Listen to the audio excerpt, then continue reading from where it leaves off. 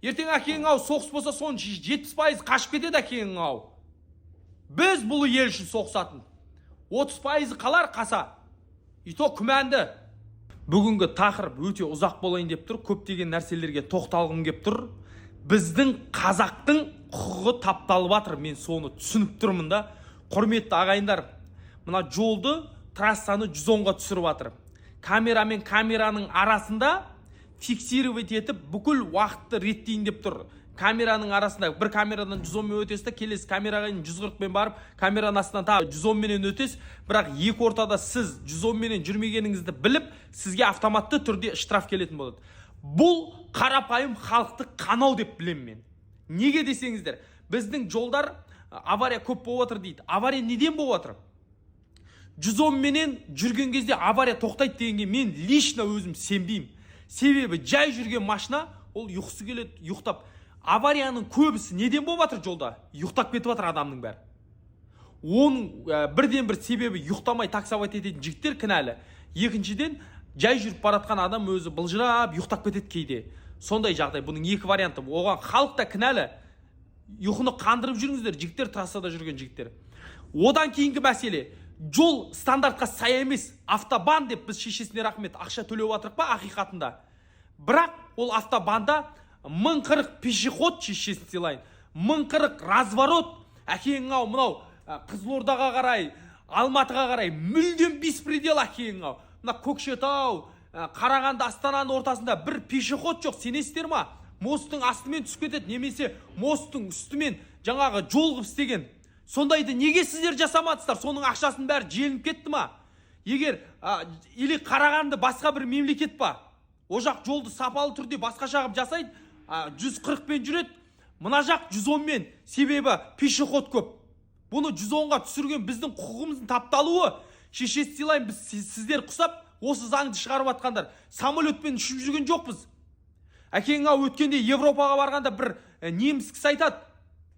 Алматыдан Ақтауға ма ұшқан екен, Атырауға ма 2 сағат ұштым. Сонда осының бәрі бір мемлекет, бір Қазақстан деді. Мен таң қалдым, не деген кең байтақ жерлеріңіз дейді.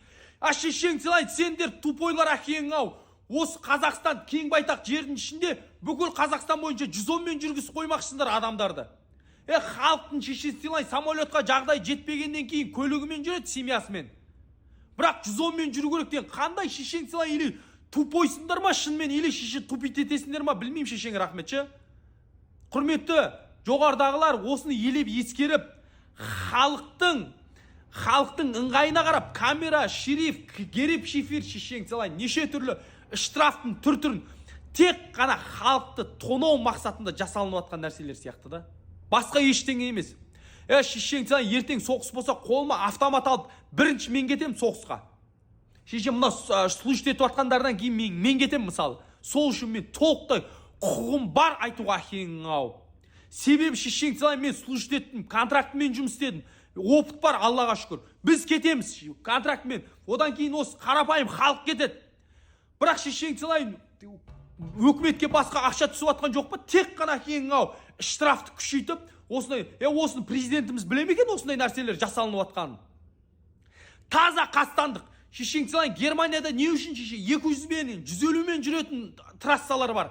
Жай жүрсең штраф әкең ау. Со жақта өлім, авария болып жатқан жоқ. Неге? Өйткені жылдамдық реттелген, жол реттелген, бүкілі жүйеменен. Солайынан жасауға болмай ма? Кеше мына Дубайда болдық. 300 мен жүретін пойыз 500 километр, 600 километр 2 сағатта жүріп өттік. Мысалда қараңыздаршы қандай керемет. Шешең сыйлайын, бізде уақытылы самолет ұшпайды.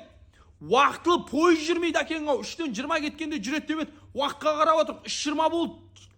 Пойыз жүрді ғой, Алланың құдіреті. Шешең сыйлайын, осыны реттеңіздерші бірінші. Қаздарыңызды қуа бермей шешең сыйлайын.